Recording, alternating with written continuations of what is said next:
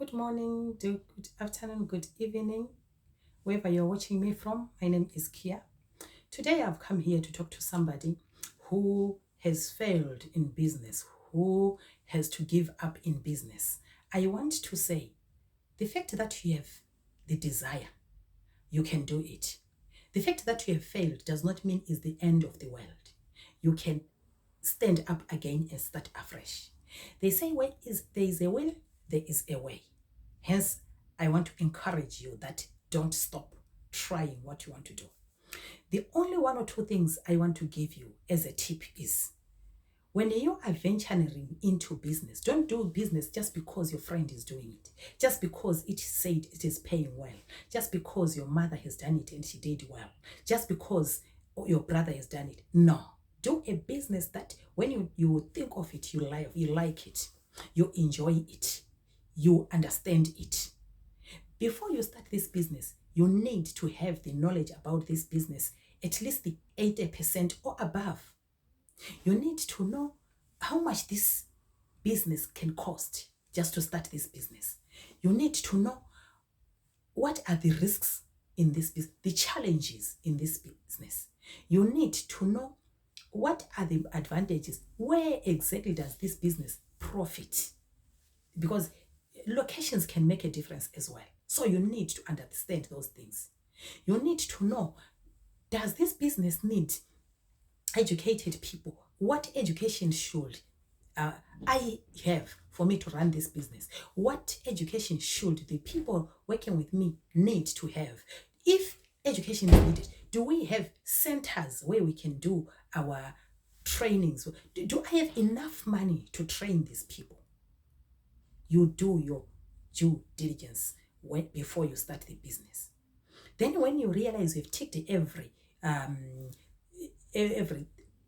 place where it says this, you ask yourself, you're asking yourself these questions, you are researching.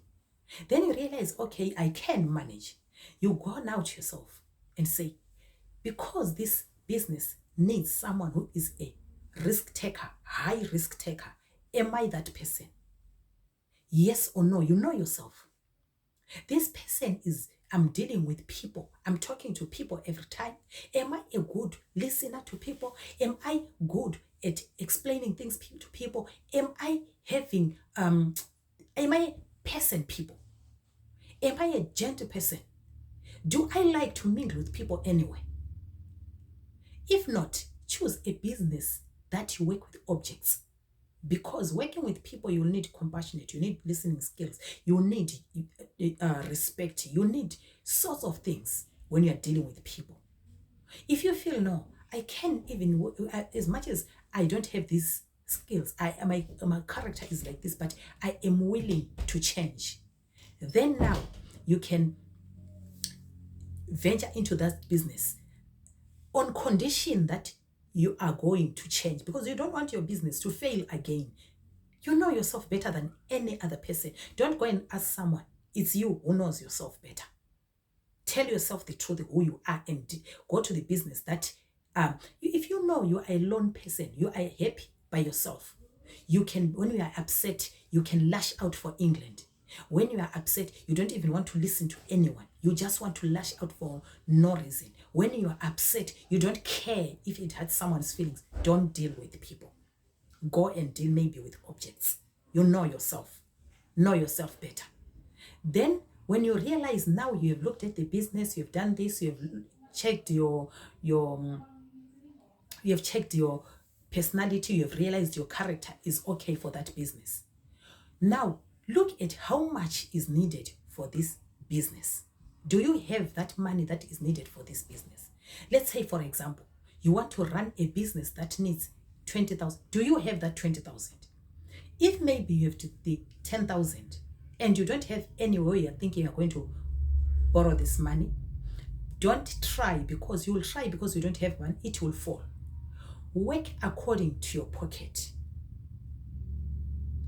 If you realize, yes, I have money, but at the present moment, I don't have people in mind who can start with me, but the business needs me to start with 7 people. Don't start until you sort that one out. Put things in place. If you realize this business needs somebody with a big office with the computers, and you realize you don't have money to buy those things, wait until you get it. This is how you need to plan so that your business does not fall. Thirdly, you need, when you start your business, to know where you want to be and when you want to be at that place. When I say so, I'm not talking of geographically places. I'm talking of what you want to achieve. You know, when we start businesses, somebody start a business maybe for fish and chips because this is a business that needs less money according to them. And when I do this business, my aim is to do property investment, but the money I have is not enough, so I need to do fish and chips until I accumulate money to make to do property investment. Somebody starts fish and chips because they are aiming to have a lot of fish and chips all over the country. So you need to know what you want to achieve and when. So hence the reason for you, when you start a business, to say such a month I'll do this, such a month I'll do this, such a month, and in 3 years I want to do this. We put plan in place. That is a business-minded person. We don't just work anyhow. When you are doing that as well, you need to know how much you want your gain to be. You don't just work and say whatever gains comes. No. When I say how much gain you want to be, I'm not talking of a figure like I want to make 100,000. Anyone can make 100,000 depending what they do. Because someone can invest 90,000 and at the end of the day, the year they have 100,000. They have achieved 10,000. Someone can start a business with 10,000. At the end of the year, they have 100,000. However, they have achieved 90,000. Hence, when we are doing business, we don't look at the gains in terms of amount of money. We look at the gain in terms of percentage. So when you start a business, it doesn't matter you haven't started. You say, 1 year down the line, I need to be making a gain of 10%. I need to be making a gain of 15%. I need to be making a gain of 30%, depending on what you want to do. When you do so, focus on what you have put in plan.